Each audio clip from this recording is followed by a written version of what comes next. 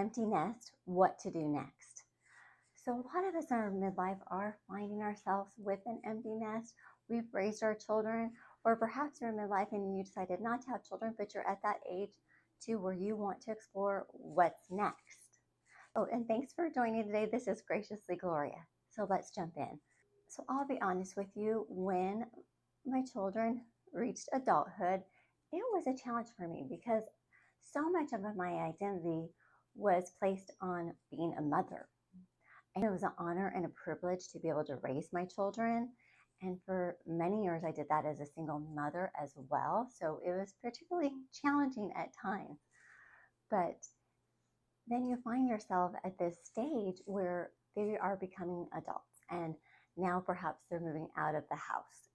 And when that happens, you're left with some extra time to yourself and wondering, what do you fill this time with? And it can be at first, very discouraging. I remember feeling really sad about it, kind of a sense of mourning a time of transition, really like mourning what wasn't there anymore. But then realized, instead of feeling sad about it, what could I do in this next phase of my life?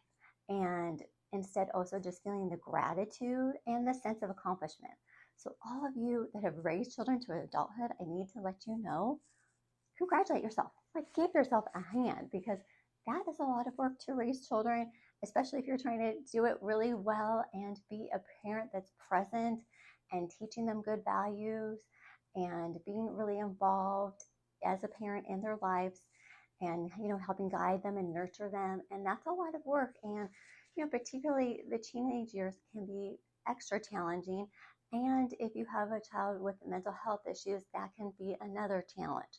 So just first off, congratulate yourself and feel a sense of accomplishment. And I know that once I did that and focused more on that, then it was starting to shift my mind. Instead of feeling sad, I was feeling gratitude. And just like I said, a sense of acknowledging that I was proud of myself for what I had accomplished, and guiding my children and bringing them joy. And I love the values, the fruit of the spirit: love, patience, joy, kindness, gentleness, self-control, all of those things, kind of trying to exhibit that to my children and trying to live that out and seeking that in them.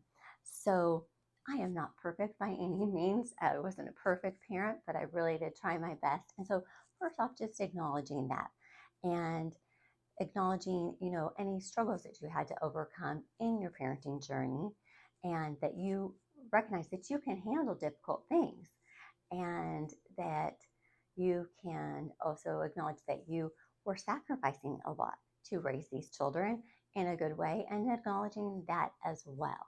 So congratulations to you for getting to this stage, first off. But then now what happens next? Okay, so here we are, and the children are gone. They're moving on, but they still need you, and they need your support and guidance in certain ways, but just not the same as it once was. You need to back off and let them make choices. They're going to make their own life choices, good or bad, success and failures, and you be there to encourage them and guide them when they need some guidance and they ask for it. And at the same time, back off a little and let them make the choices that you got to make in your adulthood. And that can be struggling too, because you might have a vision for your kids. I know I have visions and hopes and goals and plans for my kids, but they choose their own path. I gave them life so they could live their life, and they are going to now, as adults, choose their own path. And I am there to be always on their team. I'm going to be always their number one fan. So they know that I'm always their number one fan. And so, but now let's talk about next. What do we do with this time we're given? And it is a privilege to age here and be in midlife, and to have some other possibilities of what happens next. So what I kind of did was try to assess then, like I said, I went through, I felt like this grieving period, and I didn't want to stay in that funk that I was in.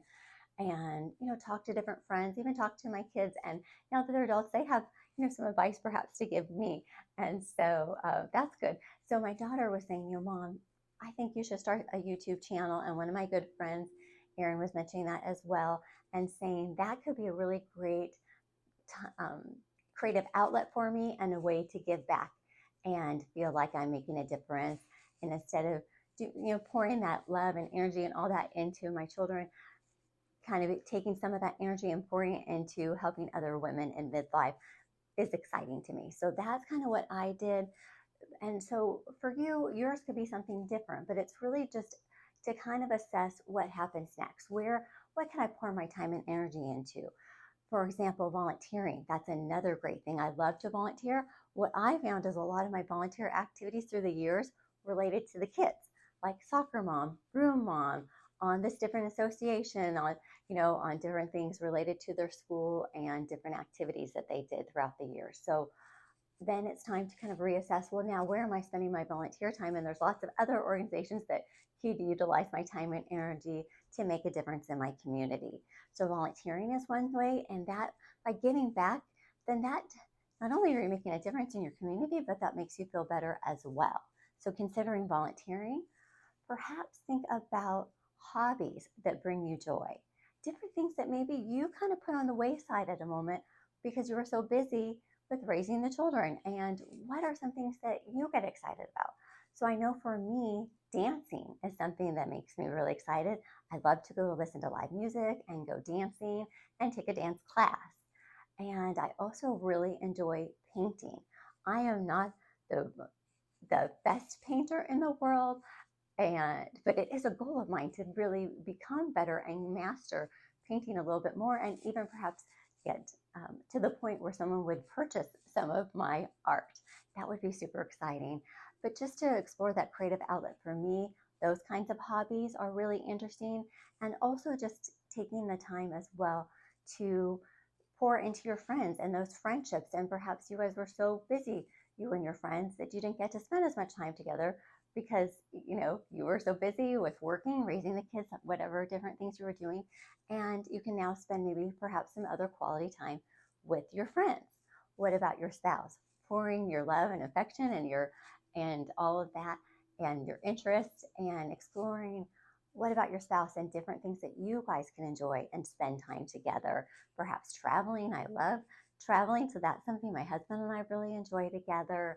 We love listening to live music, go on a walk and talk through things, and just really pouring into that relationship as well. It could be something that you want to really spend your time at.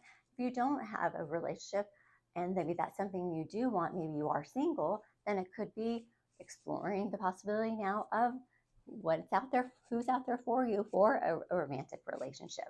That could be something to consider. And like I said, it just thinking about what is something that just gets you excited, that could get you excited to wake up in the morning, and what would bring you joy. And another thing, like I said, is taking on a new challenge for yourself. Perhaps it was a hobby and an interest you had in the past. It could also be just something new, a new challenge you want to take on, something you've never tried before.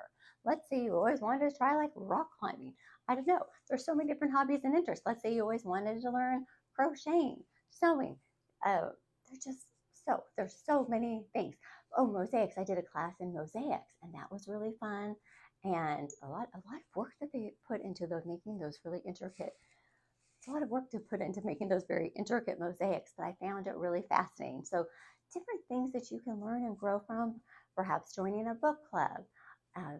Also, maybe a cooking club where you guys take turns and make different dishes and take turns hosting for a cooking night with friends. And so many different ideas of different things to do out there, and maybe write that down. That might help you to kind of visualize what things and kind of consider the past and the future, what you did, what brought you joy that you'd like to expend that time now, and things that you just had put on the side that now you actually have some time to do. And that just gets you really excited about life again and the possibilities and thriving in midlife, which is just a great opportunity to do. And I do believe you guys all can do that.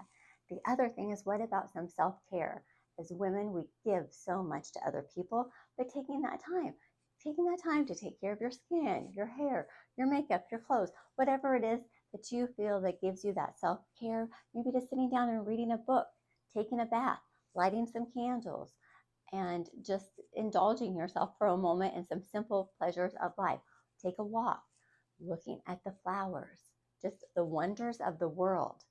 and not ruminating on all the stresses of the world, because there are a lot of stressful things out there between finances, relationship, jobs, all of those things. But just ruminating on what is good and bring and joy that you can have in your life and joy that you can bring to others. So I hope this has given you some ideas of what to do in this stage now that you're an empty nester and what comes next, and that you all find joy and find this can be a time to thrive in your life as well. And you all take care.